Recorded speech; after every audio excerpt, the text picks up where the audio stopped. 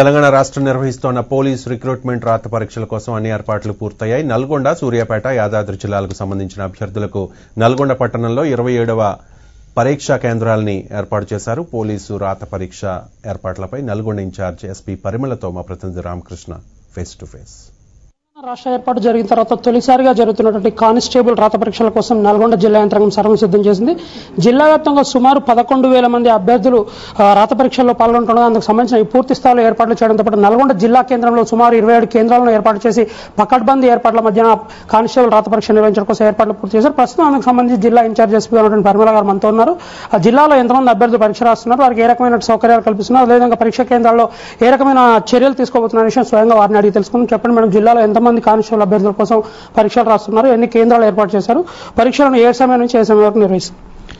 రేపు కానిస్టేబుల్స్ యొక్క final examination conduct చేస్తున్నాము. నల్గొండ జిల్లాలో 11,919 మంది అభ్యర్థులు రేపు పరీక్ష రాస్తారు. మొత్తం 27 కేంద్రాలు నల్గొండ జిల్లాలో ఏర్పాటు చేయడం జరిగింది. దానికి అవసరమైన రూట్ బందోబస్తు కూడా 4 సెక్టర్ల కింద వాటిని డివైడ్ చేయడం జరిగింది. రూట్ మొబైల్స్ ఉంటాయి, ఈ డివైసెస్ చేరవేయడానికి కానీ తర్వాత మళ్లీ తీసుకొని తిరిగి ఈ యొక్క సెంటర్ కి తీసుకురావడానికి కొరకు, అంతేకాకుండా రూట్ ట్రాఫిక్ రెగ్యులేషన్ కొరకు అంతా కూడా పకడ్బందీ ఏర్పాట్లు చేయడం జరిగింది.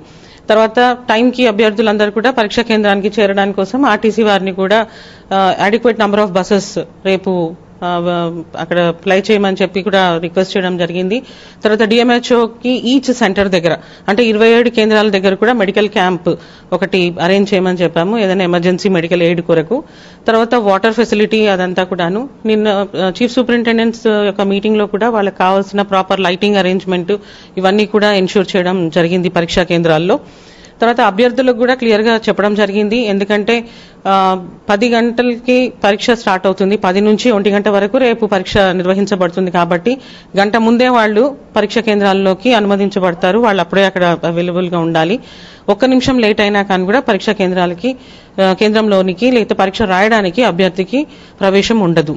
మేడం, మొత్తంగా చెప్పండి, అసలు ఎంతమంది స్టాఫ్ ని టోటల్ ఎగ్జామ్ కంప్లీట్ చేయడానికి ఎంతమంది స్టాఫ్ ని యూజ్ చేస్తారు? టోటల్ గా బందోబస్తు కొరకు కేవలం బందోబస్తు కొరకే 500 పైచిలకు ఆఫీసర్స్ ని మెన్ ని మేము డిప్లాయ్ చేయడం జరిగింది. ట్రాఫిక్ రెగ్యులేషన్ కి కానివ్వండి, సెంటర్ బందోబస్తులు కానివ్వండి, తర్వాత రూట్ బందోబస్తులకి. అది కాకుండా దగ్గర 85 ఆఫీసర్స్ వాళ్ళని బయోమెట్రిక్ ఇన్విజిలేటర్స్ గా ట్రైనింగ్ ఇవ్వడం జరిగింది.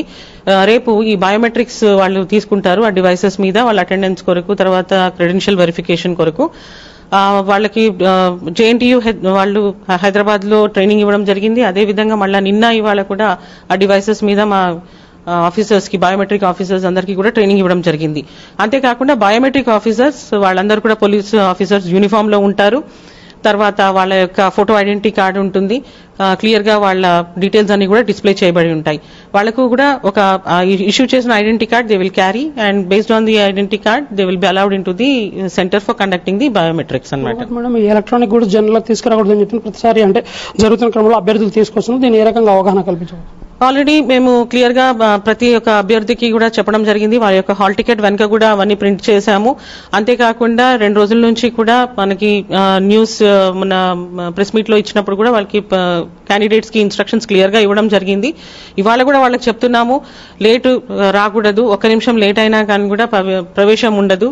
కాబట్టి వెల్ ఇన్ టైం ఉండాలి. 9 o'clock నుంచి బయోమెట్రిక్స్ అండ్ వెరిఫికేషన్ ఫ్రిస్కింగ్ జరిగి లోపలికి అలౌ చేయబడుతుంది. గేట్ దగ్గర కూడా విమెన్ కి సెపరేట్ ఎన్క్లోజర్ ఉంటుంది. విమెన్ హోమ్ గార్డ్స్ గానీ కానిస్టేబుల్స్ గానీ వాళ్ళు ఫ్రిస్కింగ్ చేసి లోపలికి అలౌ చేస్తారు. సిమిలర్లీ మెన్ కి కూడా ఫ్రిస్కింగ్ ఉంటుంది.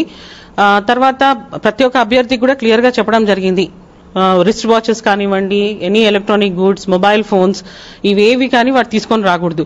ఒకవేళ వాళ్ళు పొరపాటు తీసుకొని వస్తే వాళ్ళ బంధువులు ఎవరైనా ఉంటే బయట గేట్ అవతలే వాళ్ళకి పెట్టించడం జరుగుతుంది. అక్కడ కూడా వాళ్ళ కొరకు వెయిట్ చేసే వాళ్ళ కొరకు సెంటర్ సూపరింటెండెంట్స్ కి చెప్పాము, ఒక టెంట్ అవి వేసి కొంచెం వాటర్ ఫెసిలిటీ అక్కడ అవైలబుల్ గా పెట్టమని. ఎందుకంటే కొంతమంది అభ్యర్థులతో వాళ్ళ పేరెంట్స్ కానీ ఎవరైనా రావచ్చు, వాళ్ళు బయటనే ఉంటారు. అదేవిధంగా మీడియా మిత్రులందరికీ కూడా విజ్ఞప్తి చేయడం జరిగింది, అనుమతి లోపలికి లేదు కాబట్టి గేట్ బయటనే ఉండాల్సి వస్తుంది, అక్కడ వచ్చి మమ్మల్ని కూడా మాకు ప్రవేశం కావాలని ఇబ్బంది పెట్టొద్దని కూడా అందరినీ రిక్వెస్ట్ చేయడం జరిగింది. సో అక్కడ ఎన్క్లోజర్ ఒకటి పెట్టాము. ఒకవేళ వాళ్ళు ఎవరైనా పొరపాటున మొబైల్ ఫోన్స్ కానీ లేకపోతే ఏమన్నా తెచ్చుకున్నట్లయితే they have to deposit there, we will not allow them into the exam hall.